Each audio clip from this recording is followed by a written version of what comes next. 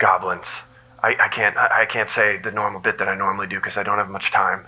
They're here. They're in you. They're in the walls.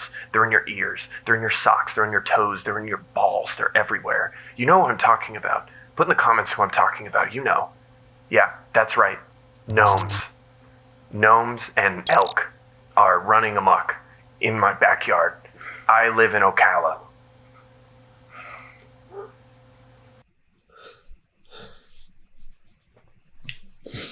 The gnome population is slowly decreasing. Don't listen to that, man. That's propaganda that you're hearing. What the fuck you talking about? Gnomes are a lovely species. Sure, they have some trickery. They have a little fun. But hey, who doesn't, you know? Oh, so you're just going to not talk about the elk? Who doesn't love a little whimsy? You're going to talk about the elk? Huh? Oh, yeah, the gnomes are fine, but what about the fucking elk, man? The elk, they eat their mushrooms, and the gnomes grow them for them. Without the elk, the gnomes' infrastructure and their agricultural economy would Dude, just be gone. Are you being fed this information? Is this a fucking psyop? Hold on. Also, I'm just getting in now that the gnome population has tripled. Thank you. Baby boom. Hi, I'm Hunter. Did you say your name? Oh, yeah. This is reporting live. Hi, I'm Chris. And we are Guys to Goblins. That whole thing was a rehearsed bit, and I know it was funny. And Bradley, make me pregnant. I'm running from the city where iron scrapes the sky. The garbage and neon, poison rats and flies. The highway sign burning just outside. I'm running from the I'm running from the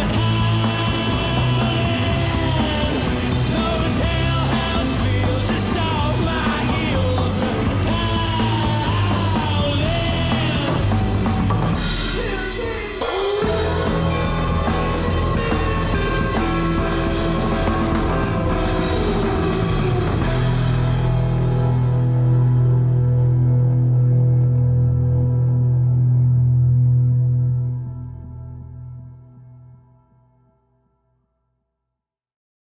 Oh, wow. Wasn't that a lovely intro, guys? That was awesome. That's Chris. That was Chris. Chris did all that.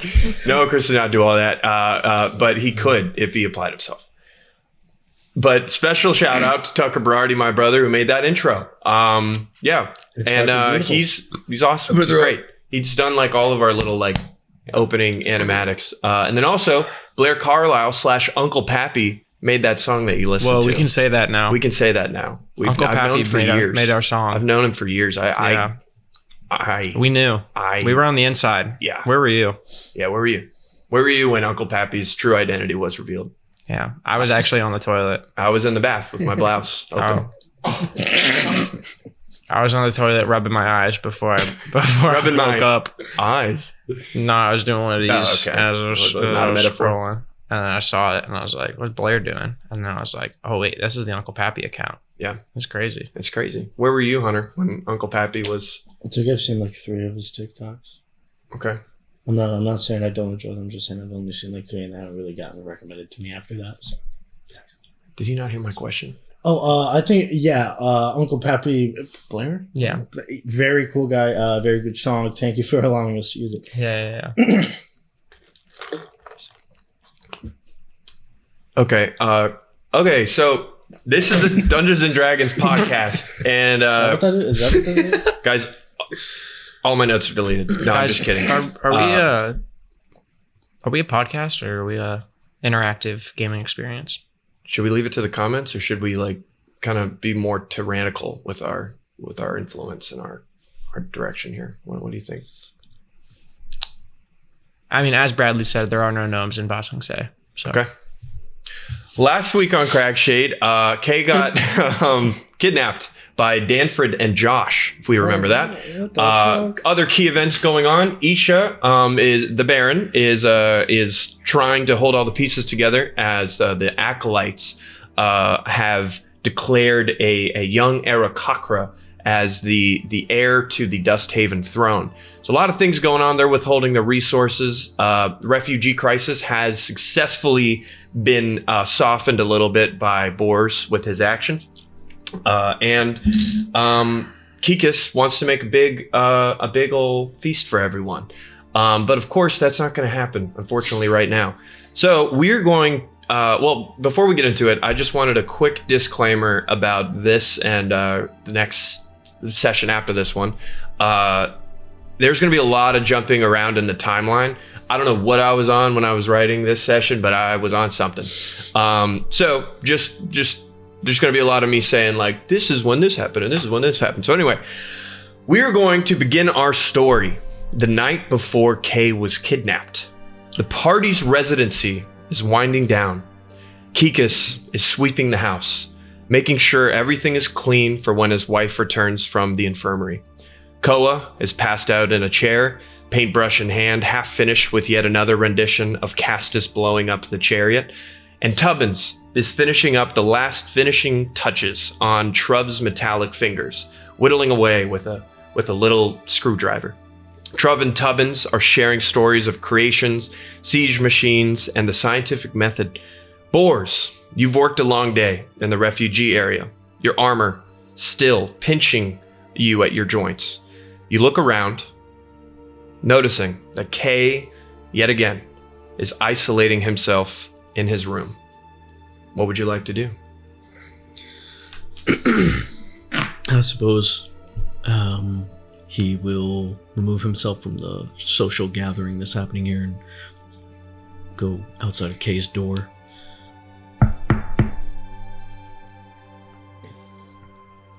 There was no response. You look down at the door and realize there's no locking mechanisms. You could just walk right in. Kay, may I come in? Yeah. Very gently open the door, creak it open, peek in. What does he see, Hunter? Like exactly what I described last session, just him laying down on his side, staring at the wall. Back turned towards the door.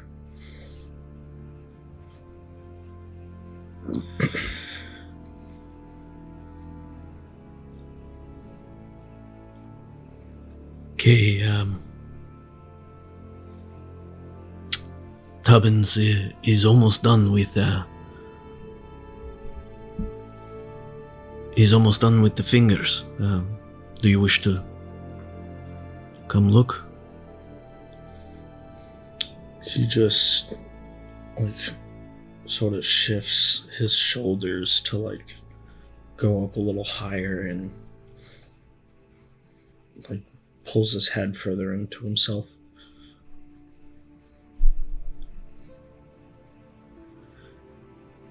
Okay, I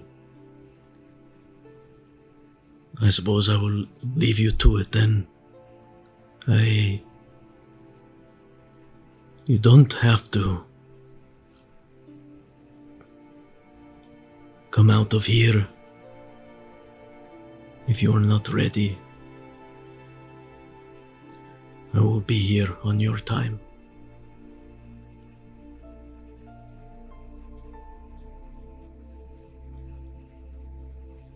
Okay.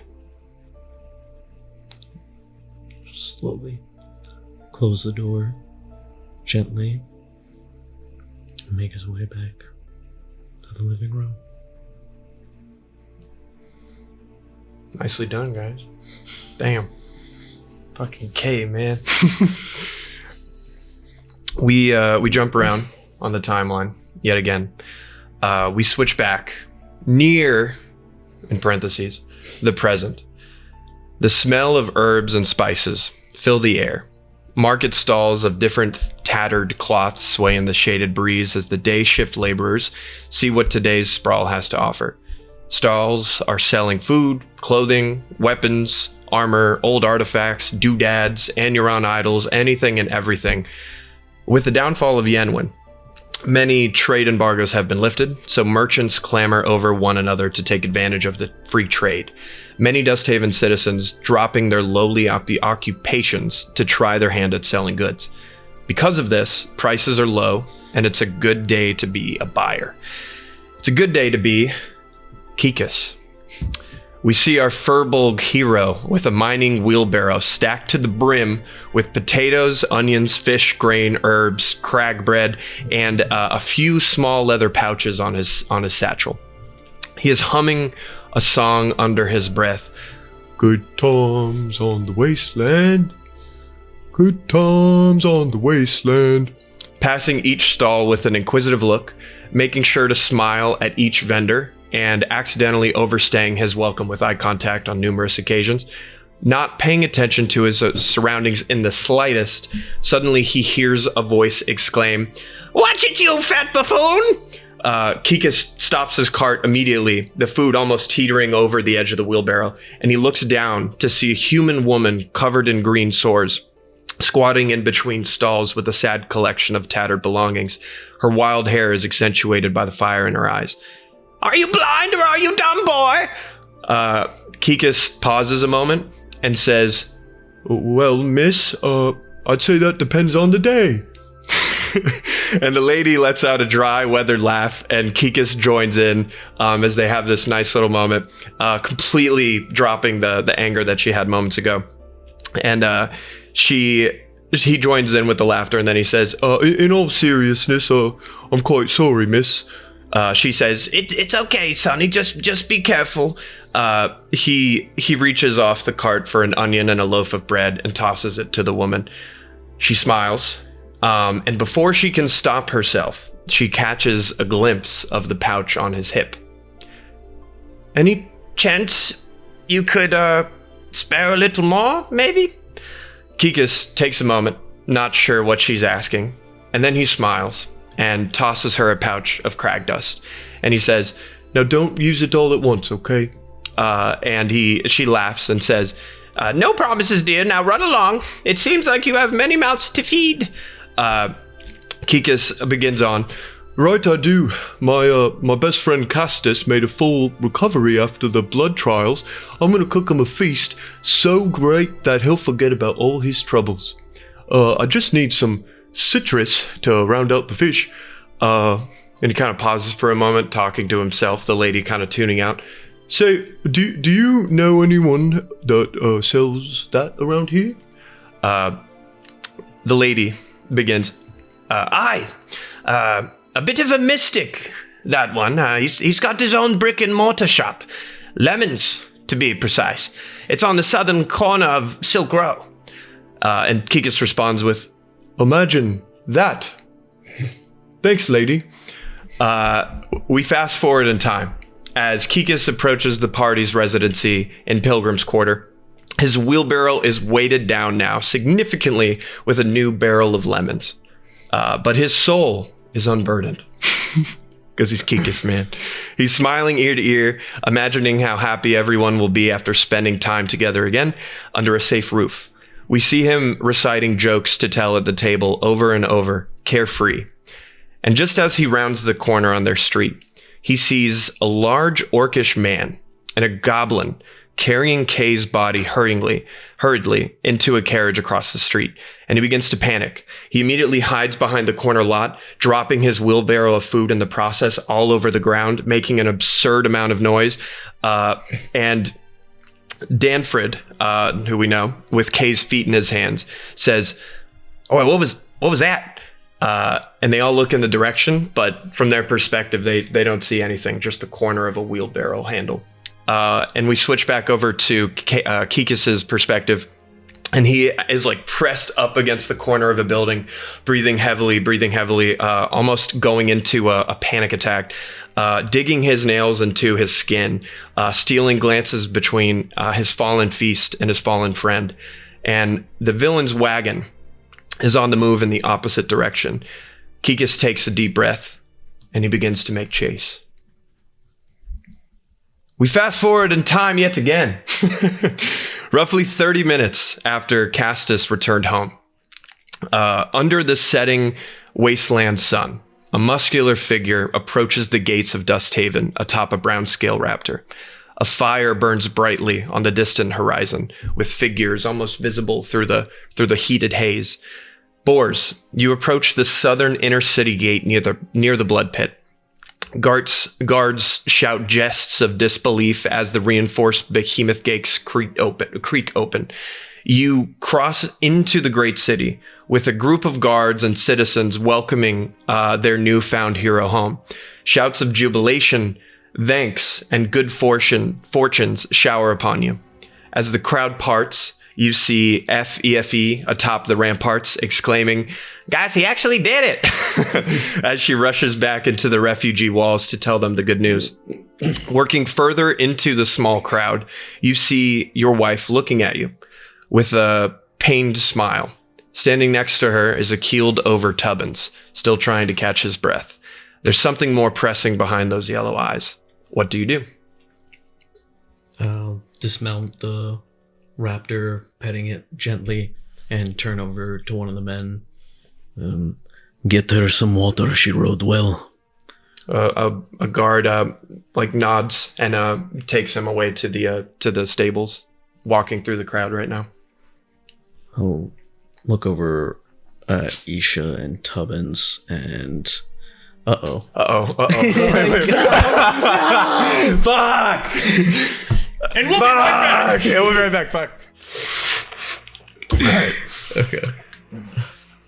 And we're back. Sorry about that. I will, after the raptor is taken, I'll look over through the crowd at Isha and Tubbins and begin to make my way over to them.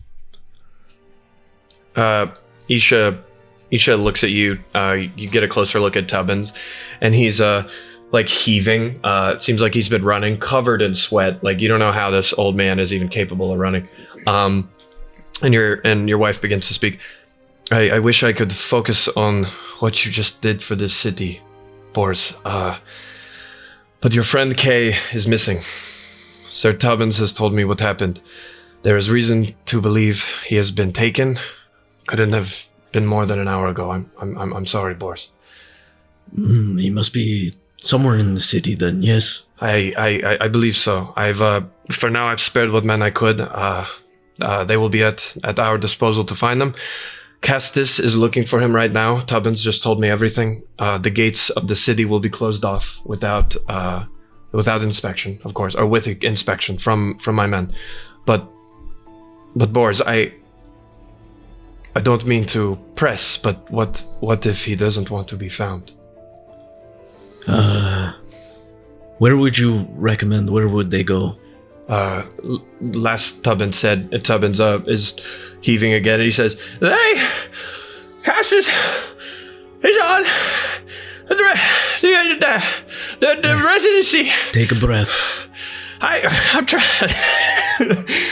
Isha puts a hand on your shoulder and just says, "Boris, do you need me to come with you? We can go to the residency and help Castus. I can spare some time." Yeah. Yes. To the residency then. Yes. Guard! She yells at the guy that you just gave the raptor. "Bring me one more." And Tubbins doesn't need one. They'll just hop on with you. And we're gonna cut back over to Castus. Castus, you were atop the roof when you were talking to the civilian, correct? Or did you? No, I was on the you already street. came down. Okay, so you're looking around this new city, and it's hard to not focus on the beauty of this city, even with the task at hand. But you're in the Pilgrim's Quarter, amidst the setting sun right now. Sandstone buildings sprawl ever before you, huddled into multifamily buildings, all made from different hands. To your west, you can see over your own building, over your own residency, Yenwen's temple, sprawled atop a massive hill. A gorgeous waterfall spills from the ornate temple walls into the great Anuron Springs below. Buildings surround the shore with a bustling market in the center, and you can fully take in all of the routes that these people could have taken. And you do know that it was a wagon. So the first thing I'm going to have you do, and again, it's going to be a low DC because you have been told it's already a wagon. But I'm gonna ask you to do a perception roll for me, as you are standing in the middle of the street, just finished talking to the tiefling kid. I'll take it. What is it? It's a 16. 60. You do roll with disadvantage because you have disability. You're level 2 exhaustion. Yeah.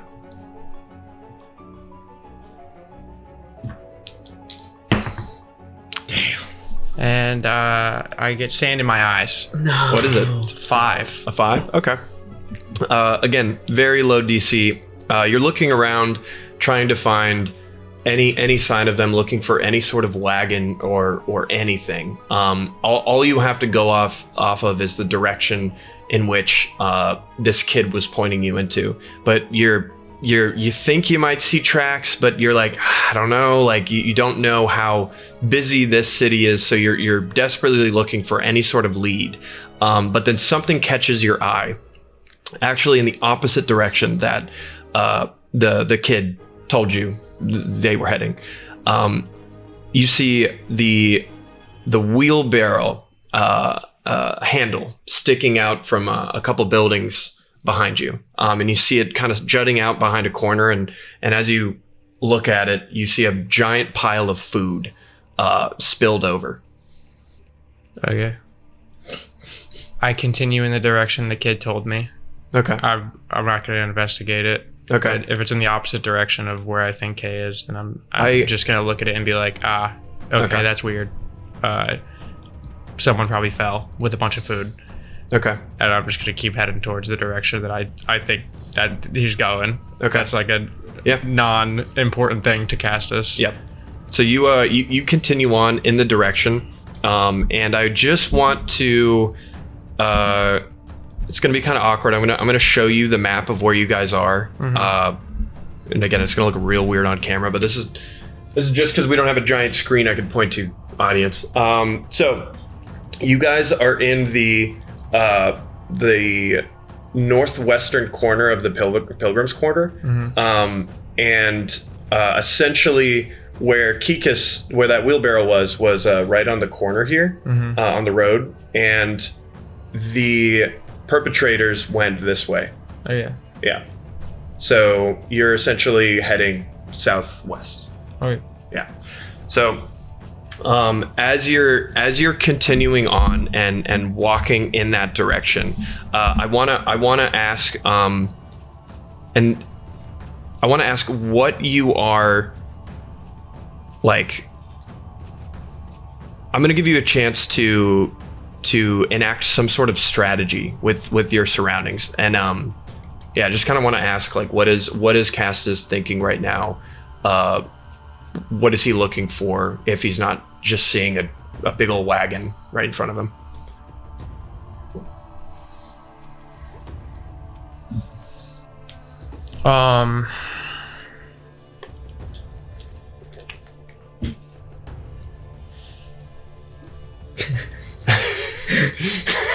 Just looking for wagon tracks, I guess. Okay. If he sees a wagon, if he sees like any of Kay's belongings on the ground that might have gotten like knocked out of the cart or anything. Okay. Yeah. Okay. No, that's fine. Like, not much to go on. As you're as you're kind of, what I will ask, I will say, the minute you reach like the corner of the Pilgrim's Quarter, like the southwest corner, you realize that like any sort of road leading out of the city is going to be farther to the south. So you take a left on that corner, and you're essentially going on the main road that Ashenfall Road lies on, and you're continuing on, and you're not seeing any sign of like the wagon. But I'm gonna give you an opportunity one more time to roll me a perception roll. Again, the DC is very low, but it will still be at disadvantage. 13. 13? Mm-hmm. 13. Bing, bada, boom. So you're walking along the streets of Ashenfall Row, and you realize that you guys actually lucked out living in the Pilgrims Quarter, because this area definitely has less investment in it. A lot more people afflicted by Cragshade and Cragdust are kind of living in these parts. Crammed housing, multifamily housing. A decent amount of hustle and bustle, but mostly residential. And as you're walking forward and going down this road, you realize that the road is built very poorly on this street, and you notice like a huge fucked up patch of road that was just never really finished. Like this area was almost an afterthought.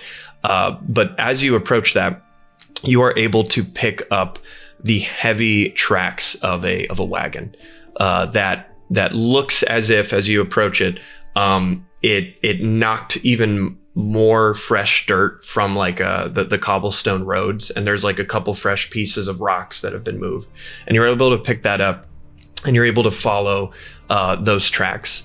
But yeah, you are on the way, and you look forward, and you realize that still no wagon ahead of you. I gotta ask, like, are you kind of jogging? A light jog? Fuck no. I have a stab wound in my gut. Okay. And I have level 2 exhaustion. I'm walking. Okay. I'm walking, holding my stomach, and shaking my head. Okay. I love that. That is beautiful. Real quick, as you were walking and moving, we are going to switch to Kay's perspective real quick.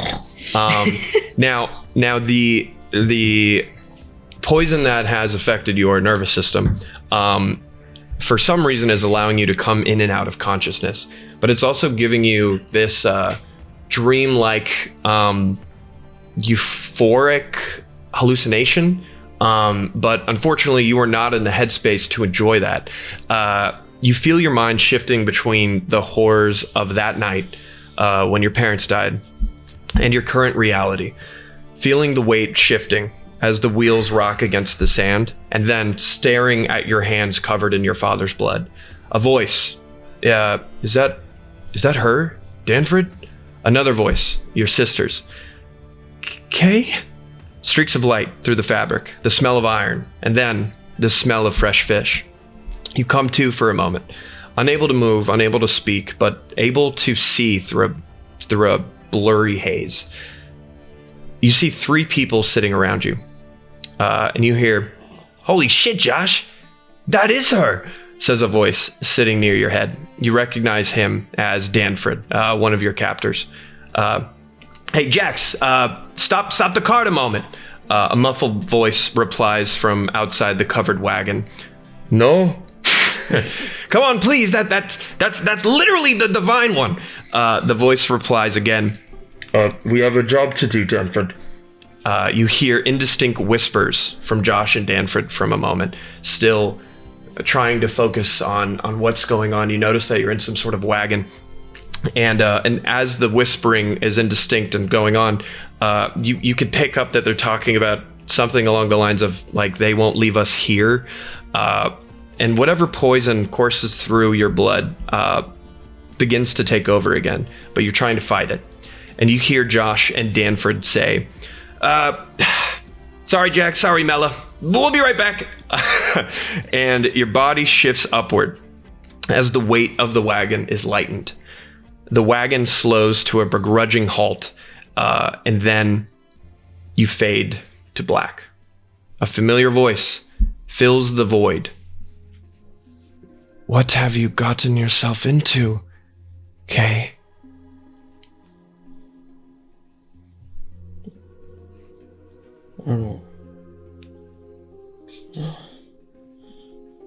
Oh. Who are you? I. Come on, Kay. We know each other.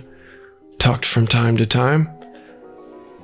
I'm the shiny red thing that allows you to interact with the weave. Oh. You hate Amulet Girl, don't you, Ethan? Use me! With a fucking green goblin mask. Yeah. I can help you. Godspeed, Spider-Man. Together we can kill Spider-Man.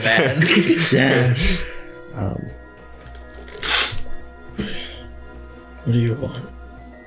Well, remember our last conversation? How, had some issues with my mother and the like? Well, put it this way. There's no way, at this rate, you'll be able to kill my mother for me. So, since there's no other time to do it, there's some things you should know. Call it a competitive edge. And we're going to move our perspective right back over to Castus. Castus, as you are walking and tooting along in this injured state, and you're still on the tracks, your eyes gravitate once you reach the corner. You look around you and you see this vast farmland stretching in front of you. The market to the left, with of course Yenwin's temple up on the hill, through a winding path through the market and upward. But there's this giant circular building that you recognize as Athakinian, directly to your left on the block that you're on. And it's standing over 50 feet tall, and it's taking over a full city block. The building is adorned with elven influence, sandstone columns, unfinished statues embedded in the walls, surrounded by scaffolding. A large tarnished gold statue of the Elven Mother rests next to a single set of enormous reinforced doors made from fresh wood against the structure. While its roof remains unfinished and covered in scaffolding, the building is mesmerizing. You see a group of citizens on extremely wobbly ladders pulling up a giant tapestry on the southern wall of the Athakine Embassy, which you now recognize it as, reading Athakine Embassy, Town Hall Summit this full moon. And then, Boris, give me a perception roll. Natural 20. Damn. Okay. Castus, as you are looking around, trying to like moving aside from this giant building and looking onward to find some sort of wagon, you are distracted by your friend Bors, who is and Tubbins. Tubbins is on the back of Bors's raptor with Bors as they're trotting up towards you. Isha following behind. Bors immediately sees you, and I'm gonna leave it to you, Bors. What do you do? Riding up fairly rapidly and then decelerating as I move closer to Cassis. Cassis, I hear you know Kay is taken. Yes. Tracks following them. He's on the wagon. Kid told me there was a goblin involved. It's about as much as I got. Share a look with Isha. Tubbins, do you wish to go back to the residency? That K-boy, worth a lot of trouble, isn't he? I honestly rather just be along for the ride. But if I will encumber you, I will go back. I think it would be safer for you. Heard loud and clear. Okay. I will get off, I guess. Cassis, please be careful. You are still quite injured, and I would not want to see another friend of mine to perish. It's very true. Boris, do you need me? If you have the tracks? Because, I just got out of the hospital. He is pretty fucked. I can't even jog to catch up with these guys, and you guys have raptors.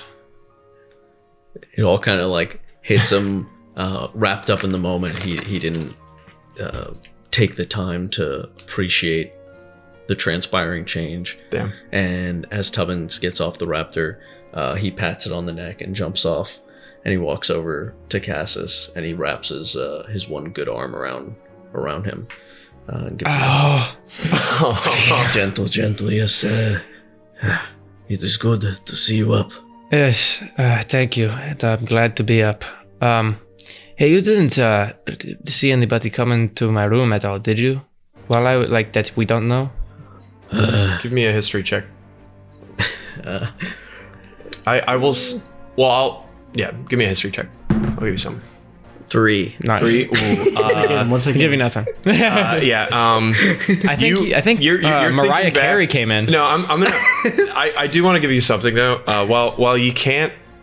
Well, you're thinking back, and you maybe spent like 2 out of the like 7 nights he was there, sleeping there, especially the first 2 nights. But once you saw that he had a lot of people taking care of him, you quickly let go.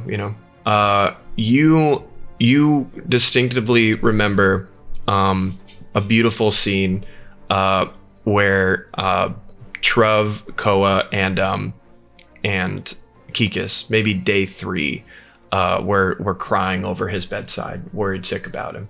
And you knew at that moment that he was in good hands. No, I didn't see anyone. I am sorry for the rushed state. When I get back, we will speak of your recovery, yes? Okay.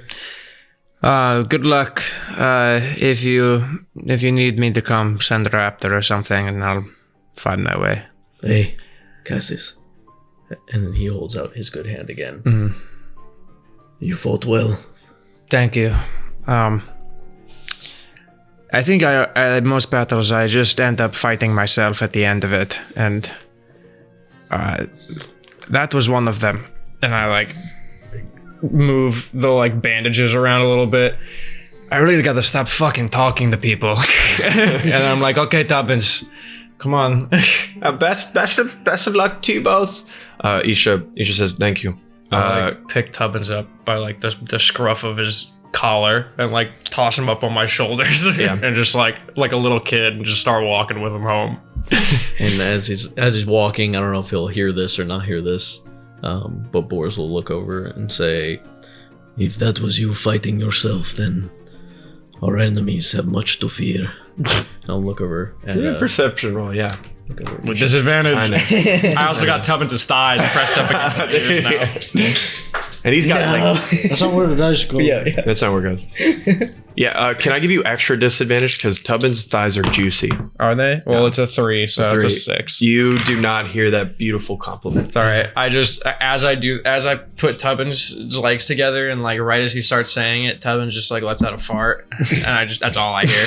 That's canon. And I just Oh, sorry, boy. it's okay, man. Let's just Cat's out of the bag. let's just go home. I'm very tired. As you guys okay, cool. As you guys continue back to the residency, I imagine you point out the tracks. They have the tracks. Everything's good. Isha and Bors, you guys have a couple moments to speak as you are kind of trotting and watching these or following this trail. Jesus, I'm having a stroke. Bors is like accelerating the raptor pretty decently into at least like a jog through these narrow streets. So he's not tremendously like locked into that. His eyes are scanning the tracks, scanning the sides, the corridors, the alleyways, and all he's really like saying is he's mumbling a couple things, and he says, "They head in this direction. Is there a point of interest over here?" Up ahead we have the God, sorry, I'm almost doing Kikas. We have the market up ahead. Beyond that is the Silk Row and Gorntown beyond it. Of course, the refugee area that you're familiar with. And then, of course, up there is the fucking acolytes. Will they recognize you, whoever may have done this? I don't know who could have done this. Okay. I'm sorry. Okay, with haste. Okay. You guys are walking. And as you're scanning, go ahead and give me a perception roll with advantage.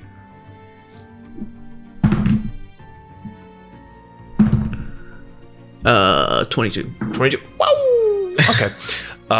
You're looking for anything out of the ordinary, but you don't really get a very good view of the market or the Silkway or the passage to Gorntown. You're only really able to see in front of you. To your right is this like vast farmland with a bunch of laborers. Oh gosh, harvesting this year's harvest.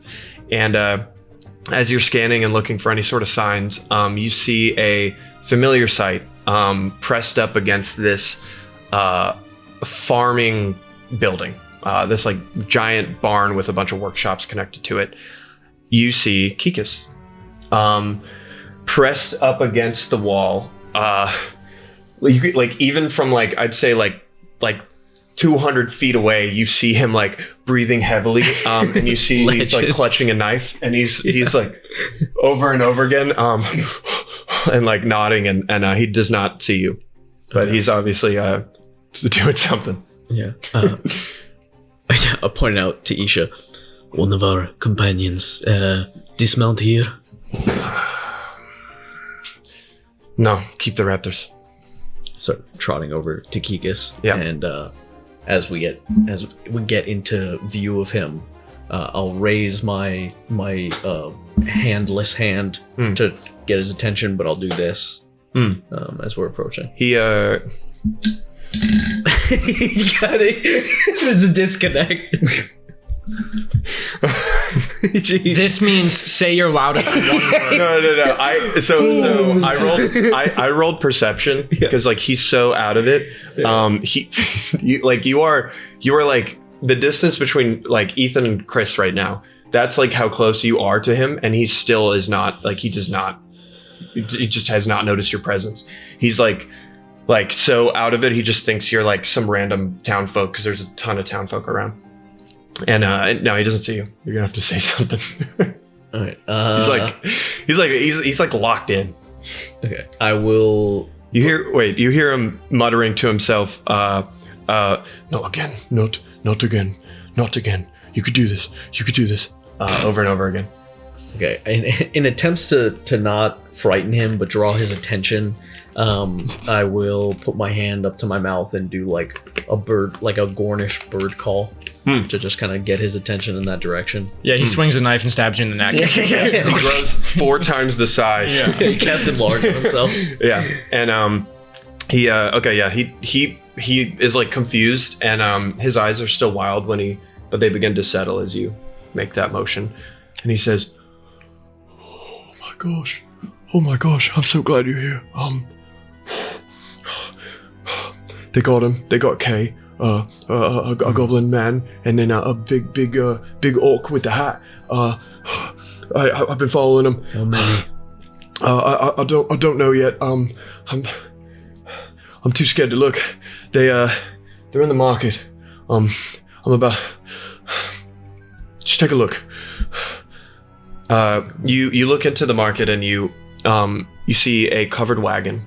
You're unable to see inside. It's this birch fabric that is very, very well made, with 2 slits hiding whatever's inside.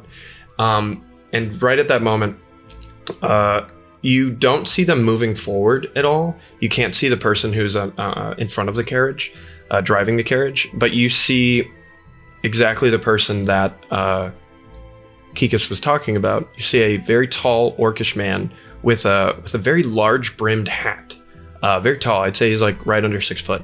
And then you see a small goblin man in this almost like noble clothing, all black with like a weird name tag.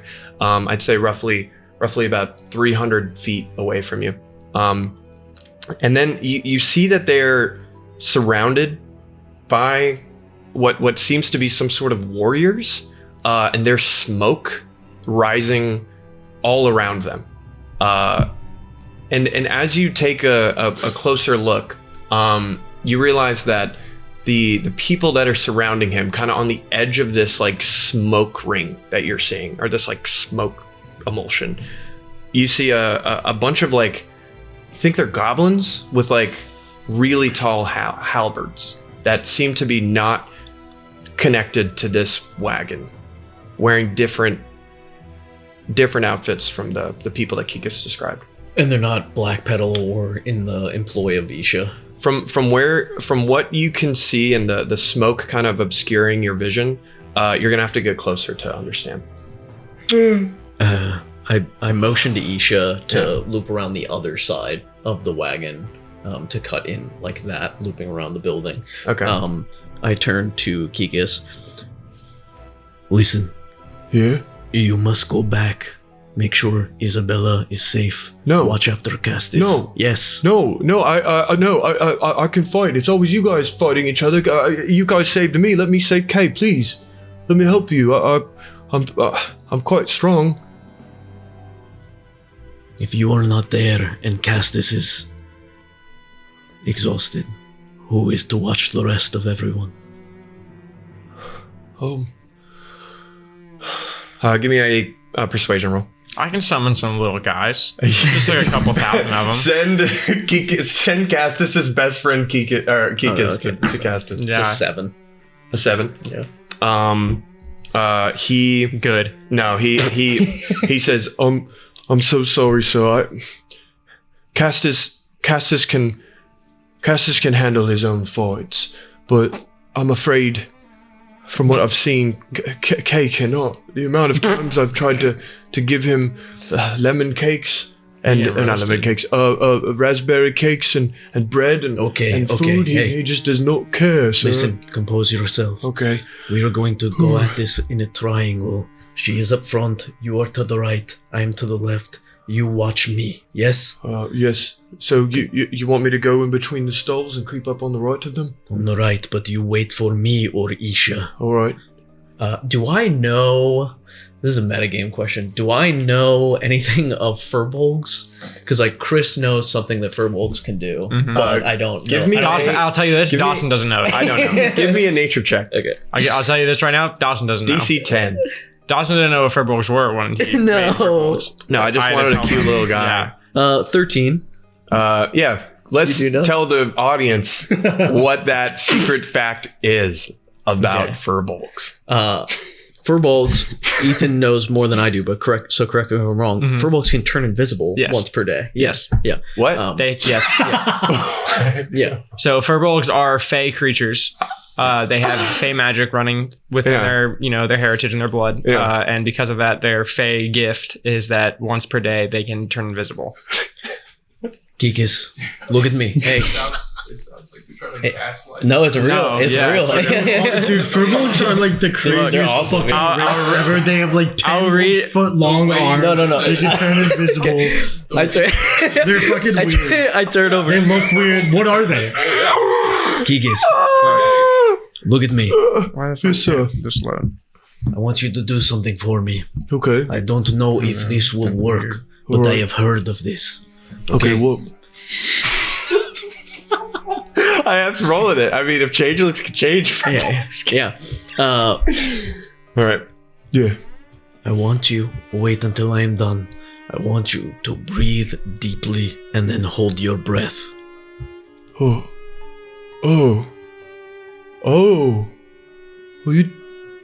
talking about the gift.